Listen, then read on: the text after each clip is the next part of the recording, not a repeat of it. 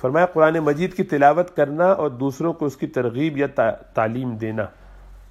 اللہ کے رسول صلی اللہ علیہ وسلم کا ارشاد ہے کہ تم سب میں اچھا وہ ہے جو قرآن سیکھے اور سکھائے. بخاری کی روایت ہے. ارشاد فرمایا رسول اللہ صلی اللہ علیہ وسلم نے تم میں سے کوئی شخص جا کر کلام اللہ شریف کی 2 آیتیں کیوں نہ سیکھ لے، یہ اس کے لیے 2 اونٹنیوں کے ملنے سے زیادہ بہتر ہے، اور 3 آیتیں 3 اونٹنیوں سے بہتر، اور 4 آیتیں 4 اونٹنیوں سے زیادہ بہتر ہے، اور ان کی گنتی کے جتنے اونٹ ہوں سب سے وہ آیتیں بہتر ہیں. مسلم شریف کی روایت. یعنی اونٹ تو دنیا میں کام آتے ہیں اور آیتیں دونوں جہاں میں کام آتی ہیں. اور اونٹ کا نام مثال کے طور پر لیا گیا کیونکہ عرب اونٹوں کو بہت چاہتے تھے، ورنہ ایک آیت کے مقابلے میں ساری دنیا کی بھی کوئی حقیقت نہیں. اس حدیث سے معلوم ہوا کہ اگر کسی شخص نے پورا قرآن بھی نہ پڑھا ہو، تھوڑا ہی پڑھا ہو، اس کو بھی بڑی نعمت حاصل ہو گئی. ارشاد فرمایا رسول اللہ صلی اللہ علیہ وسلم نے جس کا قرآن خوب صاف ہو وہ درجے میں ان فرشتوں کے ساتھ ہوگا جو بندوں کے اعمال نامے لکھنے والے عزت والے ہیں. خوب کلیئر پڑھتا ہو، تجوید سے، مخارج کے ساتھ، بہت اچھا. تو کتنا اہتمام کرنا چاہیے اس کے پڑھنے پہ، زندگی لگا دینی چاہیے کہ اچھے سے اچھا ہو جائے قرآن. اور جو شخص قرآن پڑھتا ہو اور اس میں اٹکتا ہو تو اس کو مشکل لگتا ہو، اس کو دوہرا ثواب ملے گا. تو اصل تو وہ فرشتوں کے ساتھ اس کا مقام ہونا وہ بڑی فضیلت کی بات ہے، لیکن یہ بیچارہ محنت کر رہا ہے لیکن لگا ہوا ہے یہ بھی، تو اللہ محروم نہیں کرتے اس کو دوہرا اجر دیں گے. پڑھنے کا اور ایک مشقت کا، اس کی محنت ڈبل ہوگی. تو آتا ہی نہیں ہے، آسانی سے پڑھ نہیں سکتا، لیکن لگا ہوا ہے، بس لگا رہے آدمی ساری زندگی. یعنی 2 ثواب اس طرح کہ ایک ثواب پڑھنے کا اور ایک ثواب اس محنت کا کہ اچھی طرح چلتا نہیں مگر تکلیف اٹھا کر پڑھتا رہتا ہے. اس حدیث میں کتنی بڑی تسلی ہے اس شخص کے لیے جس کو قرآن اچھی طرح یاد نہیں ہوتا. وہ تنگ ہو کر اور نا امید ہو کر یہ سمجھ کر چھوڑ نہ دے کہ جب یاد ہی نہیں ہوتا تو پڑھنے کا کیا فائدہ. آپ صلی اللہ علیہ وسلم نے خوشخبری دی ہے کہ ایسے شخص کو دوہرا اجر ملے گا، ڈبل اجر ملے گا. ارشاد فرمایا رسول اللہ صلی اللہ علیہ وسلم نے جس شخص کے سینے میں کچھ بھی قرآن نہ ہو وہ ایسا ہے جیسے اجاڑ گھر. ترمذی کی روایت ہے. یعنی قبرستان ہے گویا. یعنی کوئی مسلمان قرآن سے خالی نہ ہونا چاہیے.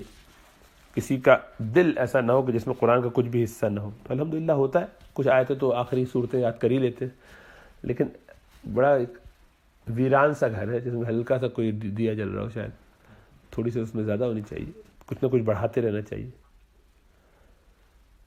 ارشاد فرمایا رسول اللہ صلی اللہ علیہ وسلم نے جس شخص نے کلام اللہ میں سے ایک حرف پڑھا اس کو 1 نیکی ملتی ہے، اور ہر نیکی 10 نیکی کے برابر ہے. تو اس حساب سے ایک حرف پر 10 نیکیاں. اور یوں نہیں کہتا، اللہ کے رسول صلی اللہ علیہ وسلم فرماتے ہیں کہ میں یہ نہیں کہتا کہ الف لام میم ایک حرف ہے، بلکہ اس میں الف ایک حرف اور لام ایک حرف اور میم ایک حرف ہے. یعنی 30 نیکیاں خالی الف لام میم کہنے سے مل رہی. یعنی ایک مثال ہے. اس طرح جب پڑھنے والے نے الحمد کہا تو اس میں 5 حروف ہیں تو اس پہ 50 نیکیاں.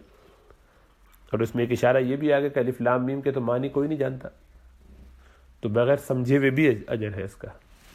سمجھنے والے حرف استعمال نہیں کیا، اللہ کہہ دیتے، محمد کہہ دیتے، قرآن کہہ دیتے، سارے الفاظ بھی قرآن میں آئے ہوئے، لیکن الف لام میم کہا، یہ بتانے کے لیے کہ اس میں معنی سمجھنا اس اجر کے لیے ضروری نہیں. ارشاد فرمایا رسول اللہ صلی اللہ علیہ وسلم نے جس نے قرآن پڑھا اور اس کے حکموں پر عمل کیا اس کے ماں باپ کو قیامت کے دن ایسا تاج پہنایا جائے گا جس کی روشنی آفتاب کی روشنی، سورج کی روشنی سے بھی زیادہ خوبصورت ہوگی.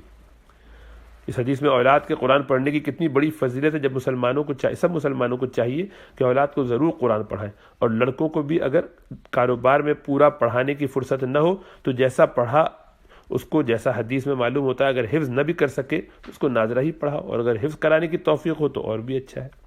ارشاد فرمایا رسول اللہ صلی اللہ علیہ وسلم نے جو شخص قرآن پڑھے اور اس کو حفظ کرے اور اس کے حلال کو حلال جانے اور اس کے حرام کو حرام جانے، یعنی عقیدہ اس کے خلاف نہ رکھے جیسے اوپر حدیث کے اندر آ چکا، تو اس میں اس عقیدہ رکھنے والے کو فرمایا اللہ تعالیٰ اس شخص کو جنت میں داخل کرے گا اور اس کی سفارش کرے گا. اس کی سفارش اس کے گھر والوں کے حق میں ایسے 10 لوگوں کے حق میں قبول فرمائے گا کہ جن پر دوزخ لازم ہو چکی ہو.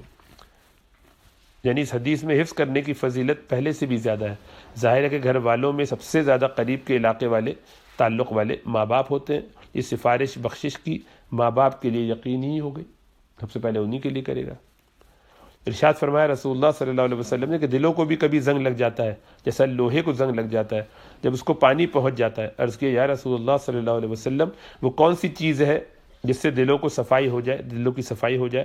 فرمایا موت کا زیادہ یاد رکھنا اور قرآن مجید کا پڑھنا۔ حضرت جابر رضی اللہ تعالیٰ عنہ سے روایت ہے کہ رسول اللہ صلی اللہ علیہ وسلم نے ہمارے پاس آپ تشریف لائے اور ہم قرآن پڑھ رہے تھے، اور ہم میں دیہاتی لوگ بھی تھے اور ایسے بھی تھے جو عرب نہ تھے، مطلب یہ کہ ایسے لوگ بھی تھے جو بہت اچھی طرح قرآن نہ پڑھ سکتے تھے، کیونکہ دیہاتیوں کی تعلیم کم ہوتی ہے، اور جو عرب نہیں، ان کی زبان عربی نہیں، تو ظاہری بات ہے وہ زیادہ صاف نہیں ہوتی۔ آپ نے فرمایا پڑھتے رہو، سب خاصے ہیں، یعنی خاص لوگ ہو، یعنی اگر بہت صحیح نہ بھی پڑھا تو دل رنجیدہ نہ ہو، اور اچھا پڑھنے والے ان کو حقیر نہ سمجھے۔ اللہ تعالیٰ دل کو دیکھتا ہے۔ اس سے معلوم ہوا کہ خیال نہ کریں کہ ہماری زبان صاف نہیں یا ہماری عمر زیادہ ہو گئی، اب اچھا نہ پڑھا جائے گا تو ہم کو ثواب کیا ملے گا، یہ شاید گناہ ہو۔ دیکھو رسول اللہ صلی اللہ علیہ وسلم نے کیسی تسلی فرما دی اور سب کو پڑھنے کا حکم دیا۔ یہ سب حدیث مشکات میں سے ہیں۔ ارشاد فرمایا رسول اللہ صلی اللہ علیہ وسلم نے جو شخص قرآن پاک کی ایک آیت سننے کے لیے بھی کان لگائے، اس کے لیے ایسی نیکی لکھی جاتی ہے جو بڑھتی چلی جاتی ہے۔ اس بڑھنے کی کوئی حد نہیں بتلائی۔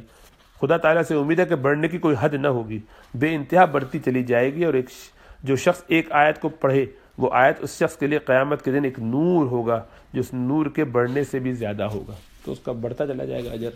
کتنا اہتمام کرنا چاہیے قرآن سے تعلق رکھنے میں، یعنی جب تک قرآن پڑھنا نہ آئے کسی پڑھنے والے کی طرف کان لگا کر سنتا ہی رہے، جینے کی بھی اس کے کام آئے گی۔ ارشاد فرمایا رسول اللہ صلی اللہ علیہ وسلم نے قرآن پڑھا کرو کیونکہ وہ قیامت کے روز اپنے پڑھنے والے کے لیے سفارشی بن کر آئے گا اور ان کو بخشوائے گا۔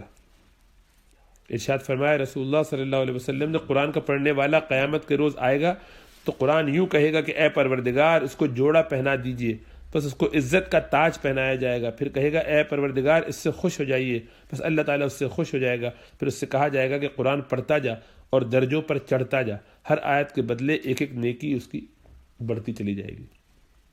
یعنی اس پڑھنے اور چڑھنے کی تفصیل ایک اور حدیث میں آئی ہے کہ جس طرح سنبھال سنبھال کر ٹھہر ٹھہر کر دنیا میں پڑھتا تھا، اسی طرح پڑھتا جا اور چڑھتا جا۔ جو آیت تو پڑھے گا آخر میں وہی تیرا ٹھکانہ ہے، سب سے والناس جہاں کہے گا گویا من الجنت والناس، بس وہی تیرا ٹھکانہ ہے۔ یہ سب حدیثیں ترغیب و ترہیب سے لی گئی ہیں۔ یعنی اگر کسی کو قرآن مجید کا ترجمہ پڑھنے کا بھی شوق ہو تو بطور خود نہ دیکھے، اس میں غلط سمجھنے کا قوی اندیشہ ہے، کسی عالم سے سبق کے طور پر پڑھے۔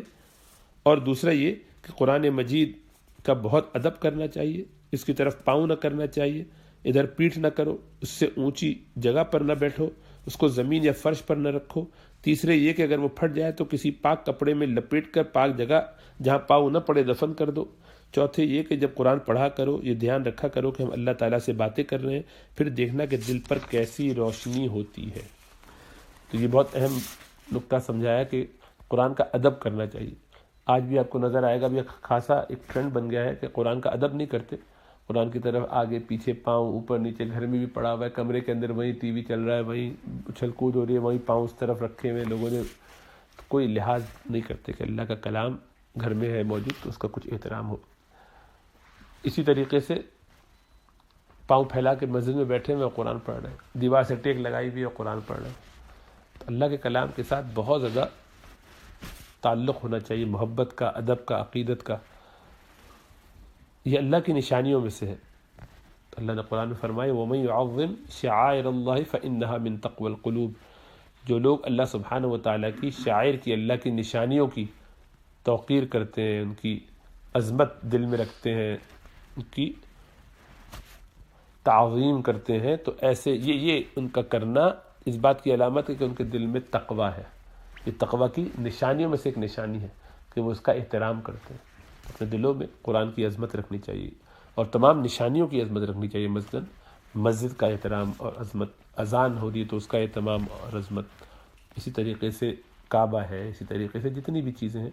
تو اسلام کے جو شعائر ہیں ان کا بہت احترام، اور ان میں سب سے بڑا شعائر، بڑے شاعر میں سے یہی ہے۔ شعائر وہ کیا ہے؟ قرآن مجید۔ اس کا احترام بہت زیادہ دل سے کرنا چاہیے۔ اللہ سب کو توفیق عطا فرمائے۔